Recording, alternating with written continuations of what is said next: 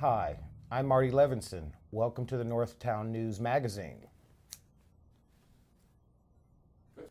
Hi, I'm Marty Levinson. Welcome to the Northtown News Magazine. Hi, I'm Marty Levinson. Welcome to the Northtown News Magazine. For the identity of the real Marty Levinson, please stay tuned to the Northtown News Magazine. Come on, baby, don't you wanna go? Come on, baby, don't you wanna go? Back to that lemon light city, sweet Hope, Chicago. 224 446. Come on, baby, now get your business fixed. Hi, I'm Marty Levinson. Welcome to the Northtown News Magazine show with the greatest cameraman around, Sonny Hirsch, and your host of all hosts, Avi Myers. Thank you, Marty. Avi Myers, Northtown Neighborhood News Magazine. The presentation is Sonny Hirsch and myself.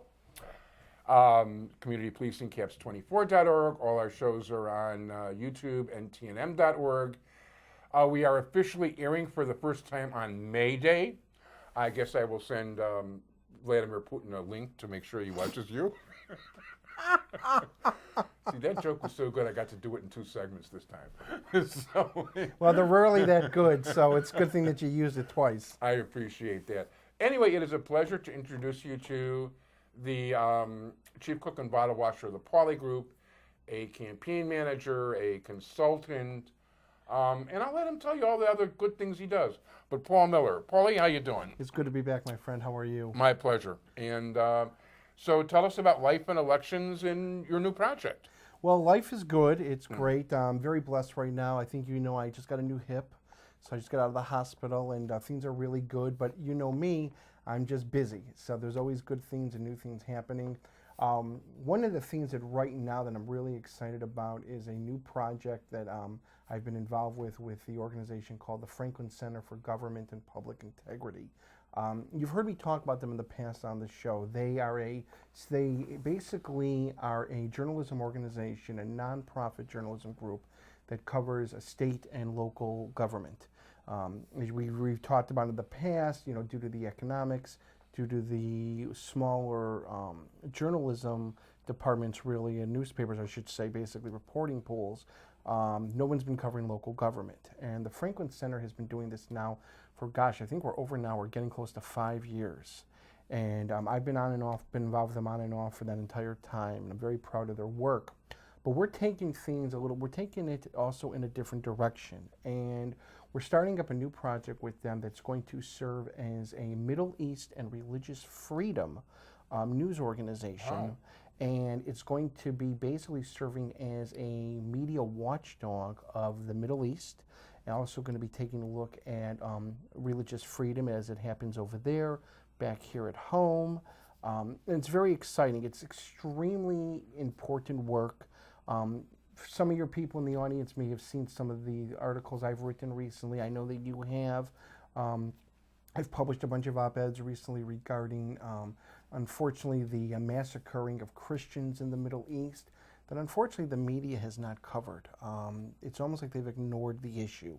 You've seen new media outlets really expose the atrocities that have been taking place in Syria, various parts of Africa, other regions of the Middle East as well, where unfortunately, you know, our Christian brothers and sisters are being massacred out there, and it's not being discussed, and it's really, it's a crisis. You know, it's funny.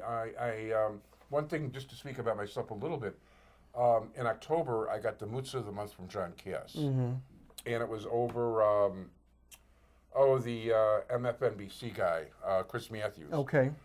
Saying that, you know, in response to Syria, not even Hitler used chemical weapons, and my response back was, what do you call the gas chamber? Sure, sure. So anyway, Cass and I got into it on Facebook because he liked it and he made it the Mutza of the Month. I brought up the point to him about all the Christians that are now in danger. Mm-hmm. You know, in places like Syria, Egypt, that were never in. You have these Coptic Christians that are 10% of the population in Egypt that were never in danger under the old regime, and now they're in serious danger. I mean, okay, the government's changing a little bit, but yeah, it's serious. It really is. People don't understand. Well, the Arab Spring really has turned into, I would really call it, really a Middle East winter is the term that I like to use, because I don't see anything that's really been successful of it, at least from a humanitarian point of view. I mean, obviously, you're dealing with some bad people that were replaced. The question is were they replaced by worse people? That's obviously something for the the world to decide.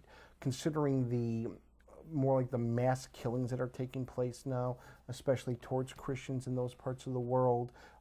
You're seeing now, I think it's been stepped up, the treatment of homosexuals have now gotten worse. It's actually getting a little bit more publicity, but probably also not enough.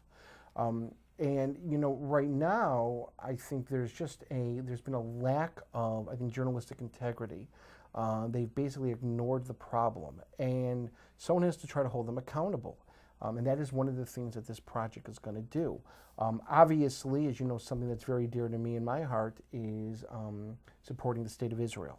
And, unfortunately, Israel gets bashed in the media. There's definitely what I would believe is a media slant against the Jewish state. Yep. That's something that we're going to be watching as well, and we're going to be monitoring, we're going to be reporting it.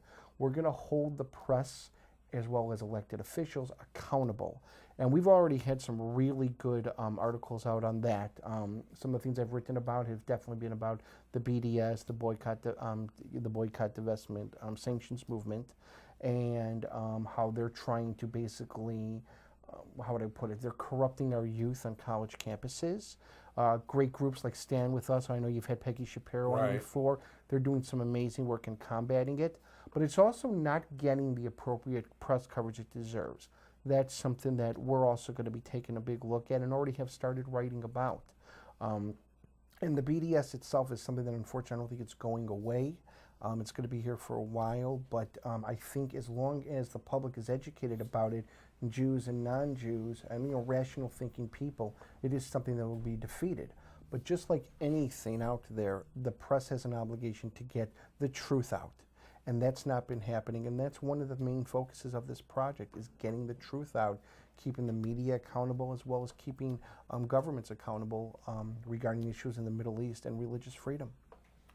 There's no question it's been a problem. Listen, I remember when I was in college about 4,000 years ago, and, the problems were different. Then it was a matter of Israel versus Arabs and, boundaries and all the rest of it, but that's been going on a long time. And yeah, the media is definitely slipped. Honest Reporting also is something else. They've got their headquarters in Skokie. Yes. And they do a nice job also of trying to get things straight along those lines. But listen, the more the merrier, because what we've got is good, but it's not enough. Yeah, well, you talk about Honest Reporting. They do some very good work. And one of the things about this project is that we're looking to work with everyone. So I actually had recently done an article that was in Breitbart's Big Hollywood regarding Roger Waters of Pink Floyd and his truly anti-Semitic attitude towards Jews and to the state of Israel, where I actually got a lot of my research was done through work that Honest Reporting had done.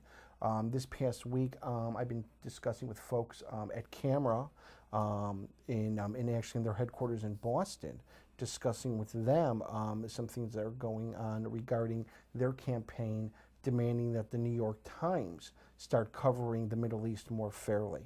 That would be nice. Yeah, well, that's a long way off, but again, that's one of the things about this project is keeping groups like the New York Times accountable, and also working with groups like Camera, and also another group that I'm very proud to say that I've had the real honor of working for is CUFI, which is Christians United for Israel, and I'm been proud to say that they've invited me to come to their big summit in D.C. in July, and I'm looking forward to going there and meeting there. And I understand that if you're Jewish and you've been there in the past, it's its own religious experience in the sense that you just get so warmed at how your Christian brothers and sisters are looking out for you and the Jewish people in the state of Israel. So I'm looking forward to that trip. And actually next week, I don't know when this is going to air, but I'm actually going May to 1st. the okay. But May- it'll be on YouTube by next week. Okay, so before this airs, I'm actually going to a big event in New York City featuring CAMERA, the Committee for Accuracy in Middle East Reporting. That group, because I don't think I gave the acronym, and I'm not even sure if I'm saying it right, because it's a lot of words to say, my friend. But anyways, we're going out there to talk with them. And again, it's about getting all these organizations to work together with the common goal of the truth. And like we said, when you have the truth on your side, that's all you got to get out there. No, it's really important. And by the way, we don't have time for it, but Google Roger Waters and Bar Raffaelli. That's a really interesting story. Yes, I know exactly what you're getting at. People should Google Bar Raffaelli and just look at images, but that's another story That's too. definitely true. But Roger Waters, actually, as long as we said, he had her image on his background. And he's saying boycott Israel, boycott the Jews, and all the rest of it. So Bar Raffaelli, who's the most famous model in Israel, basically said, well, I'm Jewish, I'm Israeli, boycott me, take me off. Sure. Which was great. If people want to contact you, and you can sum things up real quick if you want. Sure. Right now, to contact me, the best thing is just to go to my website, which is going to be pauliegroup.com, P-A-U-L-I-E group.com. Right now, if you Google my name, Paul Miller, you can use it in associate with words such as Israel or Middle East. You'll find a lot of my op-eds in American Thinker, Israel International News, Breitbart. Hopefully by the time this comes out, there's going to be a bunch more that are out there that's all related to this project. You can also check out watchdog.org, W-A-T-C-H. We're really running out of time, so Okay, and that you can see where the Franklin Center projects and their reporting is done. good luck, Paulie. All Thanks, the best. buddy. Good to be back with you.